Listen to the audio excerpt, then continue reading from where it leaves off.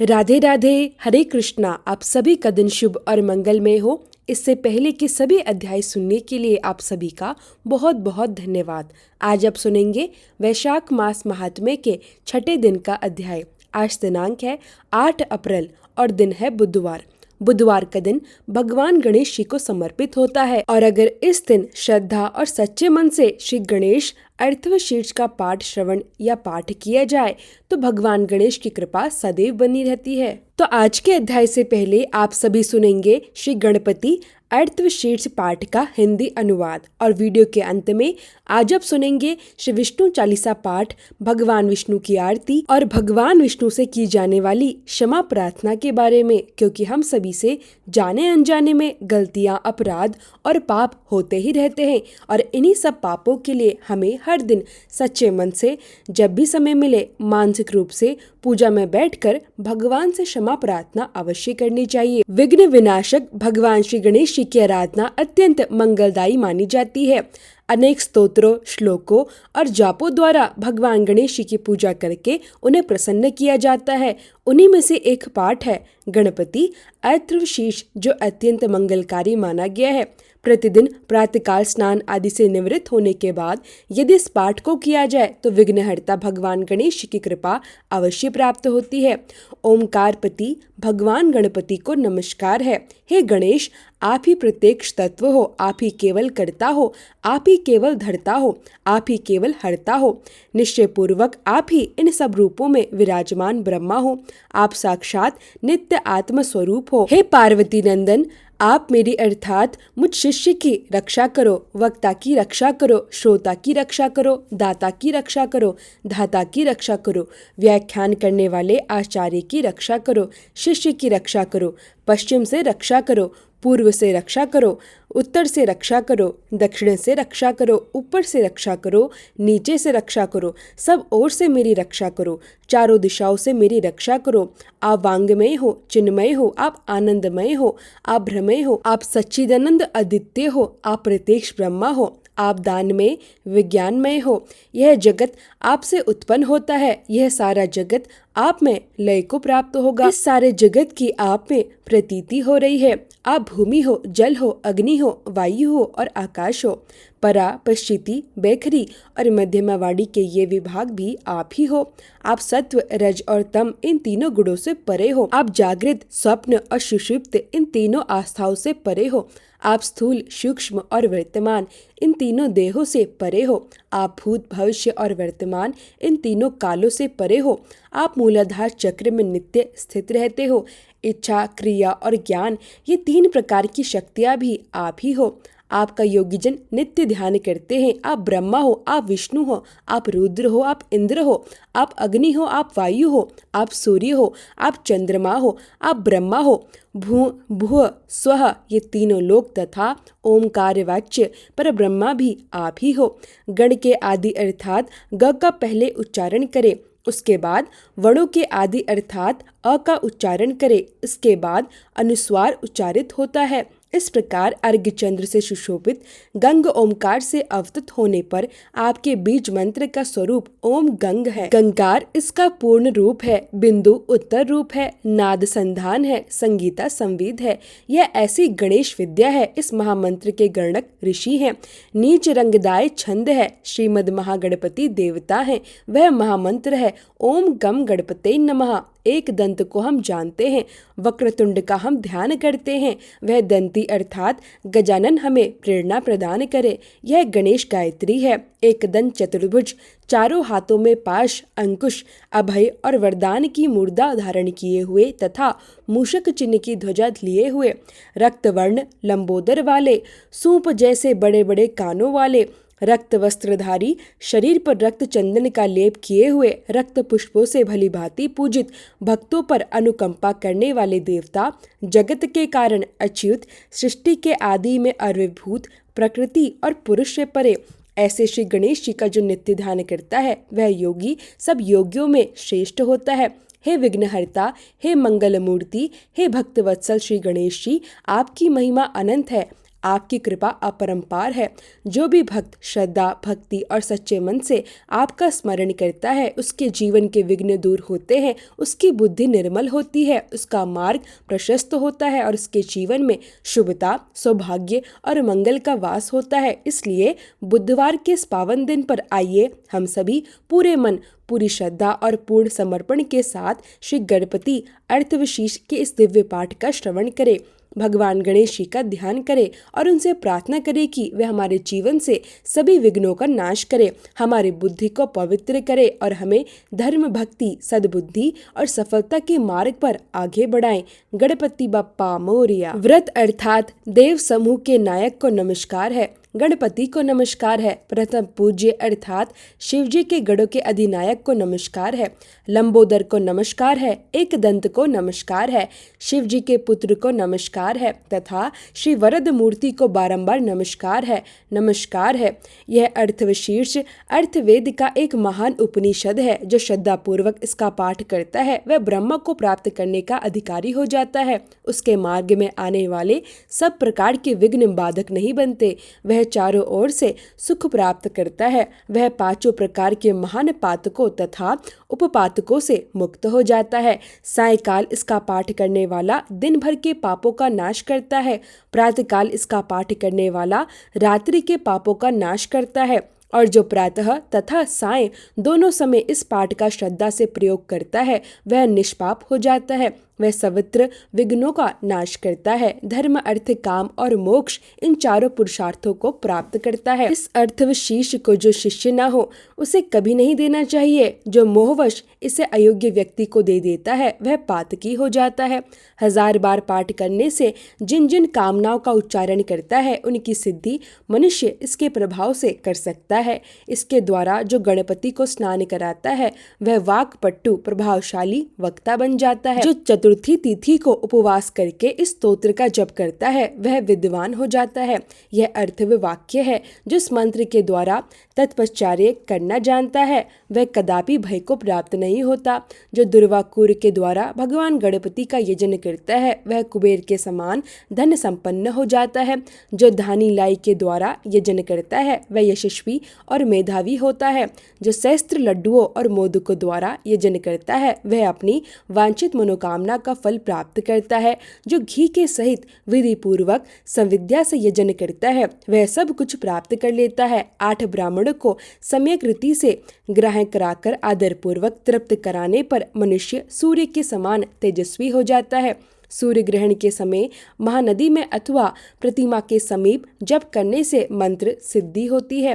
वह महाविघ्नों से मुक्त हो जाता है। जो इस प्रकार जानता है वह सर्वज्ञ हो जाता है। वह सर्वज्ञ हो जाता है। प्रेम से बोलिए विघ्नहर्ता भगवान गणेश की जय। अब सुनिए आज का अध्याय। व्याध ने कहा, हे ब्राह्मण, आपने तो पहले कहा था कि भगवान विष्णु की प्रीति के लिए कल्याणकारी भागवत धर्मों का और उनमें भी वैशाख मास में कर्तव्य रूप से बताए हुए नियमों का विशेष रूप से पालन करना चाहिए। यह भगवान विष्णु कैसे हैं, उनका क्या लक्षण है, उनकी सत्ता में क्या प्रमाण मिलता है और वे सर्वव्यापी भगवान किनके द्वारा जानने योग्य हैं। वैष्णव धर्म कैसे हैं और किससे भगवान श्रीहरि प्रसन्न होते हैं। महामते, मैं आपका किंकर हूँ, मुझे यह सब बातें विस्तार पूर्वक बताइए।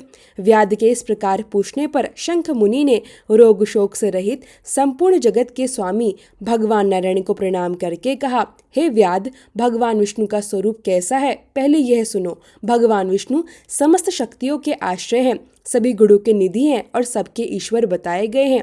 वे निगुण, निष्कल और अनंत हैं। सत्य, चित्त और आनंद यही उनका स्वरूप है। यह जो अखिल चराचर जगत है अपने अधीश्वर और आश्रय के साथ नियत रूप से जिसके वश में स्थित है, जिससे इसकी उत्पत्ति, पालन, संहार, पुनरावृत्ति और नियमन आदि होते रहते हैं। प्रकाश, बंधन, मोक्ष और जीविका, इन सब की प्रवृत्ति जहाँ से होती है वे ही ब्रह्मा नाम से प्रसिद्ध भगवान विष्णु है। वे ही विद्वानों के सामान्य सर्वव्यापी परमेश्वर है। ज्ञानी पुरुष ने उन्हीं को साक्षात पर ब्रह्मा कहा है। वेद, शास्त्र, स्मृति, पुराण, इतिहास, पांचरात्र और महाभारत ये सब के सब विष्णु स्वरूप ही हैं। यह संपूर्ण जगत प्राण से उत्पन्न हुआ है, प्राण ही इसका स्वरूप है। यह समस्त जगत प्राण रूपी सूत्र में पिरोया हुआ है और प्राण से ही चेष्टा करता है। सबका आधारभूत यह सूत्र आत्मा प्राण ही विष्णु है, ऐसा विद्वान पुरुष कहा करते हैं।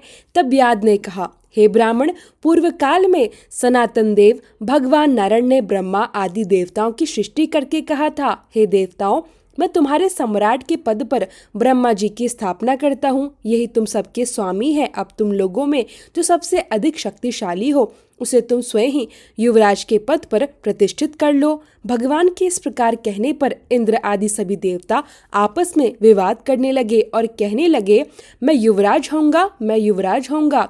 किसी ने सूर्य को श्रेष्ठ बताया तो किसी ने इंद्र को। किसी की दृष्टि में कामदेव ही सबसे श्रेष्ठ थे और कुछ लोग मौन ही खड़े रहे। आपस में कोई निर्णय ना होता हुआ देखकर वह सब भगवान नारायण के पास पूछने के लिए गए और प्रणाम करके हाथ जोड़कर बोले, हे महाविष्णु, हमने सब ने अच्छी तरह विचार कर लिया, किंतु हम सब में श्रेष्ठ कौन है यह हम अभी तक किसी प्रकार का निश्चय नहीं कर सके। अब हे प्रभु, आप ही निर्णय कीजिए। तब भगवान विष्णु ने हंसते हुए कहा, इस विराट ब्रह्मांड रूपी शरीर से जिसके निकल जाने पर यह गिर जाएगा और इसके प्रवेश करने पर यह पुनः उठकर खड़ा हो जाएगा, वही देवता सबसे श्रेष्ठ है। भगवान के ऐसा कहने पर सभी देवतागण कहने लगे, अच्छा प्रभु, ऐसा ही होगा। तब सबसे पहले देवेश्वर जयंत विराट शरीर के पैर से बाहर निकले। उनके निकलने से उस शरीर को लोग पंगु कहने लगे, लेकिन वह शरीर गिर नहीं सका। यद्यपि वह चल नहीं पाता था तो भी सुनता, पीता, बोलता, सूंघता और देखता हुआ पहले की तरह स्थिर ही रहा। इसके बाद गुहा देश से दक्ष प्रजापति निकलकर अलग हो गए। तब लोगों ने उसे नपुंसक कहा, किंतु उस समय भी वह शरीर गिर नहीं सका। इसके बाद विराट शरीर के साथ से सब देवताओं के राजा इंद्र बाहर निकले। उस समय भी शरीर धरती पर नहीं गिरा। विराट पुरुष को सब लोग हस्तहीन अर्थात लूला कहने लगे। इस प्रकार नेत्रों से सूर्य निकले। तब लोगों ने सूर्य के निकलने पर उसे अंधा और काना कहा, परंतु उस विराट शरीर का अब भी पतन नहीं हुआ। इसके बाद नासिका से अश्विनी कुमार निकले, किंतु शरीर नहीं गिर सका। केवल इतना ही कहा जाने लगा कि यह सूंघ नहीं सकता।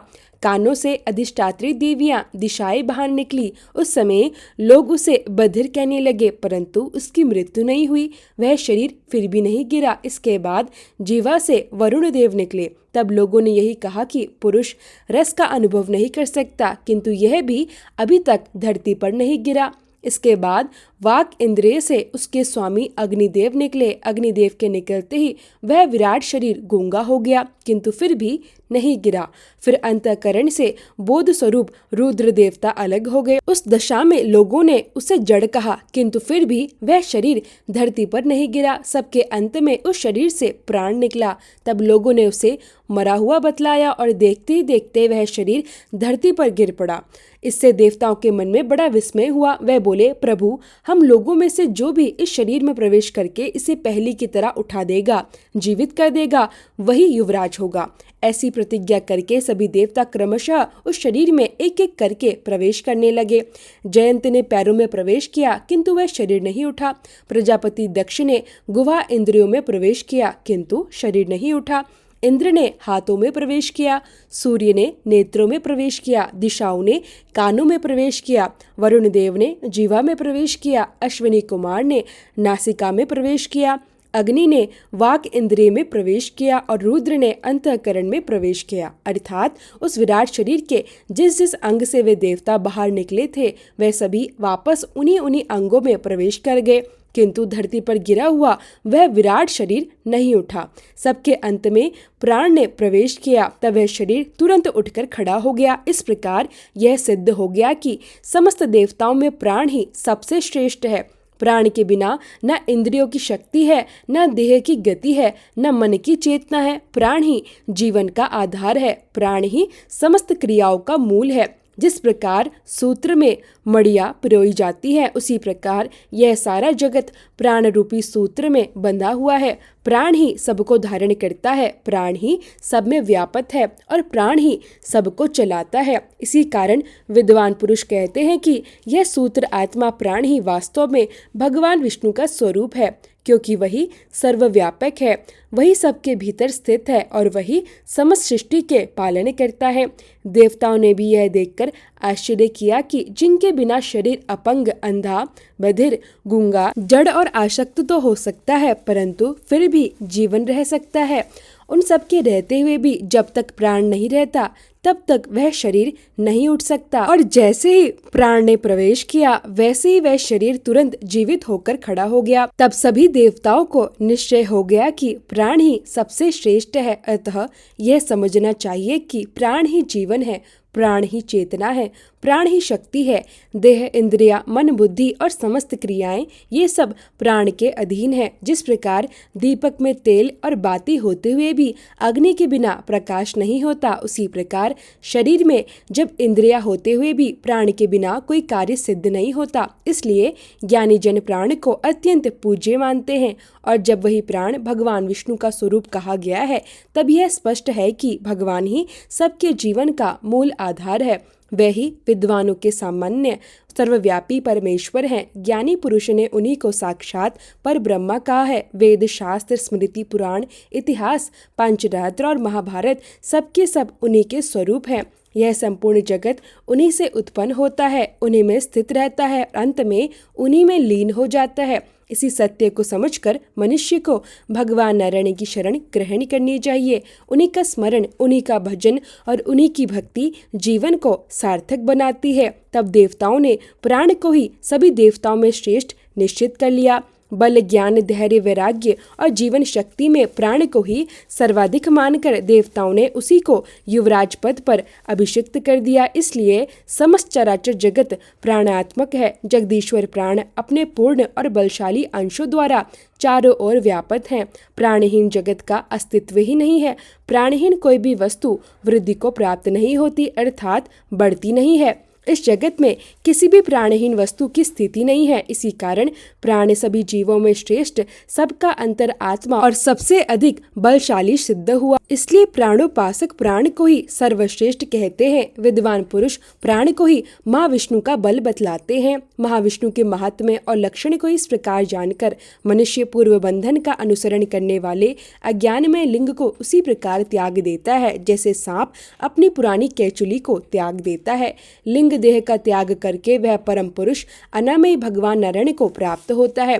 शंख मुनि की कही हुई यह बात सुनकर उस व्याध ने फिर से पूछा, हे ब्राह्मण, यह प्राण जब इतना महान, प्रभावशाली और इस संपूर्ण जगत का गुरु और ईश्वर है, तब फिर लोक में उसकी महिमा क्यों नहीं प्रसिद्ध हुई? शंख मुनि कहने लगे, बहुत पहले की बात है। प्राण अश्वमेध यज्ञों द्वारा अनामय भगवान नारायण का यजन करने के लिए गंगा जी के तट पर बड़ी प्रसन्नता से गया। अनेक मुनिगणों के साथ उसने फलों के द्वारा पृथ्वी का शोधन किया। उसी समय वहाँ समाधि में स्थित हुए महात्मा कर्ण बाम्बी की मिट्टी में छिपे हुए बैठे थे। जब हल जोतने पर वह बाम्बी गिर गई तो वह बाहर निकल आए। वह अत्यंत क्रोधपूर्वक सामने खड़े हुए महाप्रभु प्राण को देखकर उन्हें श्राप देते हुए बोले, हे देवेश्वर, आज से आपकी महिमा तीनों लोकों में और विशेषकर भूलोक में प्रसिद्ध नहीं होगी। हाँ, आपके अवतार तीनों लोकों में अवश्य विख्यात होंगे। व्याध, तभी से संसार में महाप्रभु प्राण की महिमा प्रसिद्ध ही नहीं हुई और धरती पर तो उसकी ख्याति विशेष रूप से होती ही नहीं। तब व्याध ने फिर से पूछा, हे महामते, भगवान विष्णु के रचे हुए करोड़ों और सहस्त्रों सनातन जीव जो नाना मार्गों पर चलते हैं और अलग अलग कर्म करते हैं, वे ऐसे भिन्न भिन्न क्यों दिखाई देते हैं? इन सब का एक सा स्वभाव क्यों नहीं होता? यह सब भी कृपा करके विस्तार पूर्वक बताइए।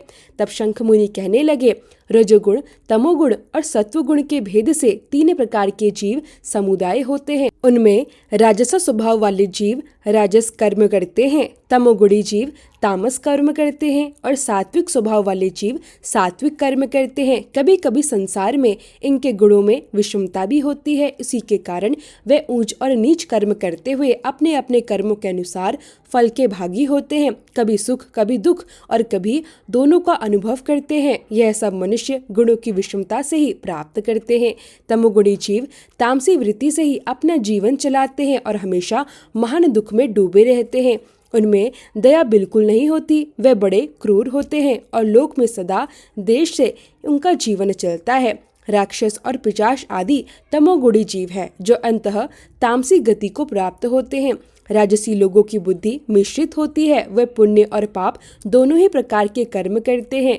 जब वे पुण्य करते हैं तो स्वर्ग को प्राप्त होते हैं और जब पाप करते हैं तो यातना भोगते हैं। इसी कारण यह मंदभाग्य पुरुष बार बार इस संसार में आते जाते रहते हैं। अब जो सात्विक स्वभाव के मनुष्य हैं वे धर्मशील, दयालु, श्रद्धालु, दूसरों के दोष को न देखने वाले और सात्विक वृत्ति से अपना जीवन चलाने वाले होते हैं। इसलिए अलग अलग कर्म करने वाले जीवों के एक दूसरे से अलग अलग अनेक प्रकार के भाव होते हैं।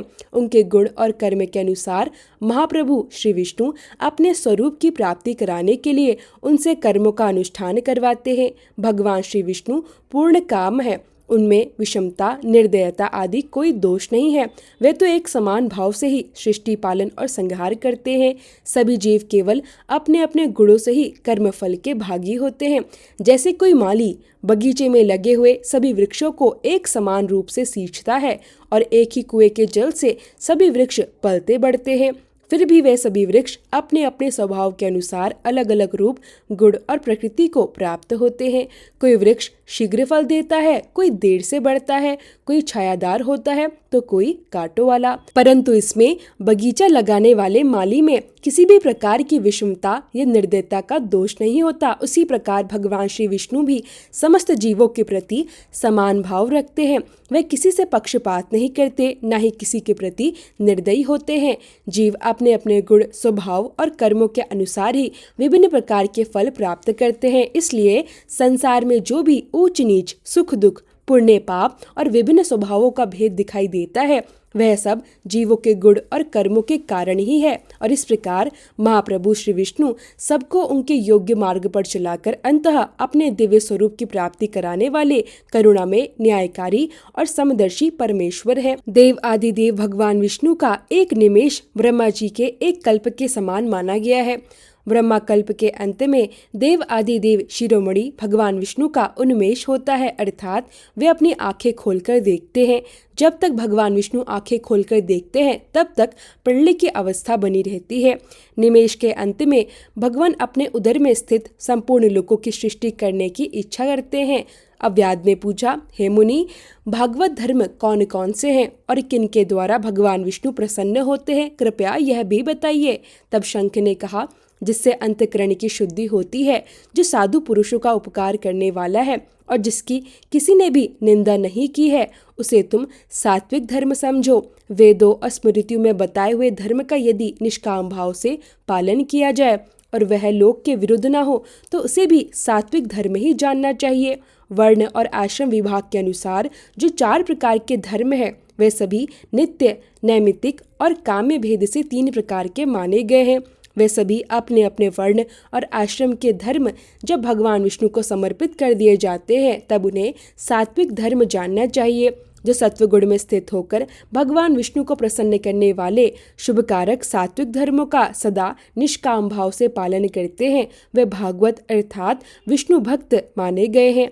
जिनका मन सदा भगवान विष्णु में लगा रहता है, जिनकी जीभ पर भगवान का नाम है और जिनके हृदय में भगवान की चरण विराजमान है, वे ही सच्चे अर्थों में भागवत कहे गए हैं। भगवान विष्णु ने क्षीर सागर में सबके हित की कामना से भगवती लक्ष्मी जी को दही से निकाले हुए मक्खन की तरह सभी शास्त्रों के सारभूत वैशाख धर्म का उपदेश दिया था। जो मनुष्य दंभ रहित होकर वैशाख मास के व्रत का विधि पूर्वक अनुष्ठान करता है वह सभी पापों से रहित होकर सूर्य मंडल को भेद कर भगवान विष्णु के योगियों के लिए भी दुर्लभ परम धाम को प्राप्त होता है। इस प्रकार ब्राह्मण शंख के द्वारा भगवान विष्णु के प्रिय वैशाख मास के धर्मों का वर्णन हो ही रहा था कि उसी समय वह 5 शाखाओं वाला वट वृक्ष तुरंत ही धरती पर गिर पड़ा। उस वृक्ष के खोखले भाग में एक विकराल अजगर रहता था। वह भी अपने पाप योनि का शरीर त्याग कर तुरंत ही दिव्य स्वरूप धारण करके मस्तक झुकाए हाथ जोड़कर शंख के सामने आकर खड़ा हो गया। शुद्धदेव जी कहते हैं, इसके बाद व्याध सहित शंख मुनि ने बड़े विस्मय से पूछा, तुम कौन हो और तुम्हें यह दशा कैसे प्राप्त हुई थी? तब उस सर्प ने कहा, पूर्व जन्म में मैं प्रयाग का एक ब्राह्मण था। मेरे पिता का नाम कुशिद मुनि था और मेरा नाम रोचन था। मैं धनवान था, अनेक पुत्रों का पिता था, परंतु सदा अभिमान से दूषित रहता था। मैं बैठे बैठे बहुत व्यर्थ की बातें किया करता था। बैठना, सोना, अधिक नींद लेना, जुआ खेलना, लोगों की निंदा और चर्चा करना और सूद लेना, यही मेरे जीवन और व्यापार का आधार बन गया था। मैं लोक निंदा के भय से नाम मात्र के ही शुभ कर्म किया करता था और वह भी बड़े गर्व के साथ। उन कर्मों में मेरी सच्ची श्रद्धा नहीं थी। इस प्रकार मुझ जैसे दुष्ट और दुर्बुद्धि के न जाने कितने ही वर्ष इस प्रकार बीत गए। इसके बाद इसी वैशाख मास में जयंत नामक एक ब्राह्मण प्रयाग क्षेत्र में निवास करने वाले पुण्यात्मा द्विज को वैशाख मास के धर्म सुनाने लगे। स्त्री, पुरुष, क्षत्रिय, वैश्य और शूद्र सहस्त्र श्रोता प्रातःकाल स्नान करके अविनाशी भगवान विष्णु की पूजा के बाद प्रतिदिन जयंत की कही हुई कथा सुनते थे। वे सभी पवित्र भाव से मौन होकर उस भगवत कथा में अनुरक्त रहते थे। एक दिन मैं भी कौतूहलवश देखने की इच्छा से श्रोताओं की इस मंडली में जाकर बैठ गया। मेरे मस्तक पर पगड़ी बंधी हुई थी, इसलिए मैंने नमस्कार तक नहीं किया। मैं सांसारिक वार्तालाप में अनुरक्त होकर कथा में विघ्न डालने लगा। कभी मैं कपड़े फैलाता, कभी किसी की निंदा करने लगता और कभी जोर जोर से हंस पड़ता। जब तक कथा समाप्त हुई तब तक मैंने इसी प्रकार अपना समय व्यर्थ ही बिताया। इसके बाद दूसरे ही दिन सन्निपात रोग से मेरी मृत्यु हो गई। मैं तपाए हुए शीशे के जल से भरे हुए हलाहल नरक में डाल दिया गया और 14 मनवंतरों तक मैं वही पड़ा हुआ भयंकर यातनाएं भोगता रहा। इसके बाद 84 लाख योनियों में क्रमशः जन्म लेता और मरता हुआ मैं इस समय एक क्रूर तमोगुणी सर्प बनकर इस वृक्ष के खोखले में रह रहा था।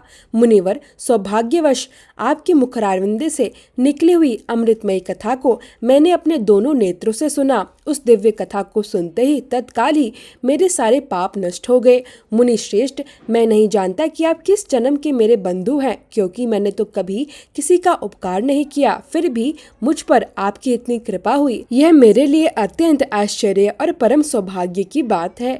जिनका मन समभाव से युक्त होता है, जो सभी प्राणियों पर दया करने वाले साधु पुरुष होते हैं, उनमें परोपकार की भावना स्वाभाविक रूप से विद्यमान रहती है। उनके हृदय में कभी भी किसी के प्रति विपरीत बुद्धि नहीं होती। आज आप मुझ पर ऐसी कृपा कीजिए कि मेरी बुद्धि भी धर्म में लग जाए। देव आदिदेव भगवान विष्णु की मुझे भी विस्मृति न हो और साधु चरित्र वाले महापुरुषों का संग मुझे सदा प्राप्त होता रहे। जो लोग अहंकार और मद से अंधे हो जाते हैं, उनके लिए एकमात्र दरिद्रता ही उत्तम अजन के समान है, जो उनकी आंखें खोल देती है। इस प्रकार नाना प्रकार से स्तुति करके रोचन ने बार बार शंख मुनि को प्रणाम किया और हाथ जोड़कर चुपचाप उनके सामने खड़ा हो गया। तब शंख मुनि ने कहा, हे ब्राह्मण, तुमने वैशाख मास और भगवान विष्णु का महात्म्य सुन लिया है। इससे उसी क्षण तुम्हारा सारा बंधन नष्ट हो गया। हे ब्राह्मण, परिहास से, भय से, क्रोध से, देश से, कामना से अथवा स्नेहवश भी यदि कोई एक बार भगवान विष्णु के पापहारी नाम का उच्चारण कर ले तो वह बड़े से बड़े पापों से मुक्त होकर रोग और शोक से रहित वैकुंठ धाम को प्राप्त हो जाता है। फिर जो लोग श्रद्धा से युक्त होकर क्रोध और इंद्रियों को जीतकर सबके प्रति दया भाव रखते हुए भगवान की कथा सुनते हैं, वे तो निश्चित ही उनके लोक में जाते हैं। इस विषय में तो कहना ही क्या है। कितने ही मनुष्य केवल भक्ति के बल से एकमात्र भगवान की कथा वार्ता में तत्पर होकर अन्य सभी धर्मों का त्याग कर देने पर भी भगवान विष्णु के परम पद को प्राप्त हो जाते हैं। भक्ति से अथवा देश आदि किसी भी भाव से यदि कोई भगवान की भक्ति करता है तो वह भी प्राणहारिणी पूतना की भांति परम पद को ही प्राप्त करता है। इसलिए सदा महापुरुषों का संग करना चाहिए और उन्हीं के विषय में वार्तालाप करनी चाहिए। रचना भले ही शिथिल हो, परंतु जिसके प्रत्येक श्लोक में भगवान के सुयश सूचक नाम विद्यमान हो, वही वाणी जन्म जन्मांतरों के पाप समूह का नाश करने वाली होती है। क्योंकि साधु पुरुष उसी को सुनते हैं, उसी को गाते हैं और उसी को कहते हैं। वे भगवान किसी के कष्ट साध्य सेवा नहीं चाहते। वे आसन आदि विशेष उपकरणों की भी इच्छा नहीं रखते। वे धन की इच्छा नहीं रखते और न ही सुंदर रूप और जवानी चाहते हैं, बल्कि वे तो इतने दयालु है कि केवल एक बार भी ध्यान कर लेने पर अपना परम प्रकाश में वैकुंठ धाम तक दे डालते हैं। ऐसे दयालु भगवान को छोड़कर मनुष्य भला किसकी शरण में जाए। इसलिए उन्हीं रोग शोक रहित चित्त द्वारा चिंतन करने योग्य अव्यक्त दया निधान भक्त वत्सल भगवान नारायण की शरण में जाओ। महामते, वैशाख मास में कहे गए इन सभी धर्मों का श्रद्धा पूर्वक पालन करो। इससे प्रसन्न होकर भगवान जगन्नाथ तुम्हारा कल्याण करेंगे। ऐसा कहकर शंख मुनि व्याध की ओर देखकर चुप हो गए। तब उस दिव्य पुरुष ने पुनः इस प्रकार कहा, हे मुनि, मैं धन्य हूँ, आप जैसे दयालु महात्मा ने मुझ पर कृपा की है। मेरी कुत्सित योनि दूर हो गई और अब मैं परम गति को प्राप्त हो रहा हूँ। यह मेरे लिए बड़े सौभाग्य की बात है। ऐसा कहकर उस दिव्य पुरुष ने शंख मुनि की परिक्रमा की, उनकी आज्ञा ली और फिर वह दिव्य लोक को चला गया। इसके बाद संध्या हो गई। व्याध ने शंख मुनि को अपनी सेवा से संतुष्ट किया। उन्होंने सायंकाल की संध्या उपासना की और शेष रात्रि वहीं बिताई। भगवान ने लीला अवतारों की कथा वार्ता करते हुए रात व्यतीत करके शंख मुनि ब्रह्मा मुहूर्त में उठे। उन्होंने अपने दोनों पैर धोए और मौन भाव से तारक ब्रह्मा का ध्यान करने लगे। इसके बाद शौच आदि क्रियाओं से निवृत्त होकर वैशाख मास में सूर्योदय से पहले स्नान किया। फिर संध्या तर्पण आदि सभी नित्य कर्मों को पूर्ण करके उन्होंने बड़े प्रसन्न मन से व्याध को बुलाया। बुलाकर उन्होंने उसे राम इस 2 अक्षरों वाले दिव्य नाम का उपदेश दिया, जो वेदों से भी अधिक शुभ कारक माना गया है। उपदेश देकर उन्होंने इस प्रकार कहा, भगवान विष्णु का एक एक नाम भी सभी वेदों से अधिक महत्वशाली माना गया है। ऐसे अनंत नामों से भी बढ़कर भगवान विष्णु का सहस्त्र नाम बताया गया है और उस सहस्त्र नाम के समान राम नाम कहा गया है। इसलिए हे व्याध, तुम निरंतर राम नाम का जप करो और मृत्यु पर्यंत मेरे बताए हुए धर्मों का पालन करते रहो। इस धर्म के प्रभाव से तुम्हारा जन्म वाल्मीकि ऋषि के घर होगा और तुम इस पृथ्वी पर वाल्मीकि नाम से प्रसिद्ध होंगे। व्याध को ऐसा आदेश देकर मुनिवर शंख ने फिर दक्षिण दिशा की ओर प्रस्थान किया। व्याध ने भी शंख मुनि की परिक्रमा की, बार बार उनके चरणों में प्रणाम किया और जब तक वे दिखाई देते रहे तब तक वह उन्हीं की ओर देखता रहा। फिर उसने अत्यंत श्रद्धा और निष्ठा के साथ वैशाखुत धर्मों का पालन आरंभ किया। जंगली केथ, कटहल, जामुन और आम आदि फलों से वह राह चलते हुए थके मांदे पाठकों को भोजन कराता था। जूते, चंदन, छाता, पंखा आदि के द्वारा और बालू के बिछावन तथा छाया आदि की व्यवस्था करके वह मार्ग में चलने वाले पथिकों के परिश्रम और पसीने को दूर करता था। प्रातःकाल स्नान करके वह दिन रात राम नाम का जप करता था। इस प्रकार धर्मानुष्ठान करते करते वह दूसरे जन्म में वाल्मीकि का पुत्र हुआ। उस समय वह महायशस्वी वाल्मीकि के नाम से विख्यात हुआ। उन्हीं वाल्मीकि जी ने अपनी मनोहर प्रबंध रचना द्वारा इस संसार में दिव्य राम कथा को प्रकाशित किया, जो सभी कर्म बंधनों को काटने वाली है। हे मिथिलापते, देखो वैशाख मास का महात्म्य कितना महान और ऐश्वर्य प्रदान करने वाला है, जिसके एक व्याध भी परम दुर्लभ ऋषि भाव को प्राप्त हो गया। यह रोमांचकारी उपाख्यान सभी पापों का नाश करने वाला है। जो मनुष्य इसे श्रद्धा से सुनता है और सुनाता है, वह फिर अपनी माता के स्तन का दूध पीने वाला नहीं होता, अर्थात वह बार बार इस संसार में जन्म नहीं लेता, उसे मोक्ष की प्राप्ति होती है। जय श्री कृष्णा। आज की यह पावन कथा यहीं समाप्त होती है।